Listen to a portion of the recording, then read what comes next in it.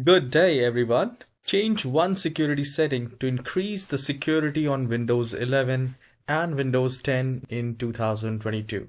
It's a must thing to do, and it will not take much time to do so. So just go to the search bar and type features. And here you will find turn Windows feature on or off. Once you do that, a new window will appear like this, and we need to scroll down, and here we need to look for Windows Hypervisor Platform and Virtual Machine Platform. So we just have to check mark both the options and then just click on OK.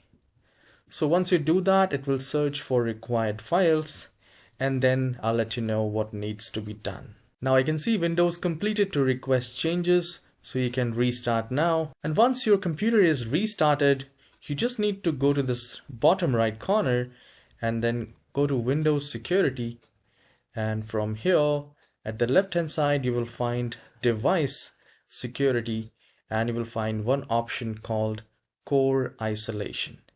Now, if I click on that, you just need to click on Turn On, and it will ask you to say yes.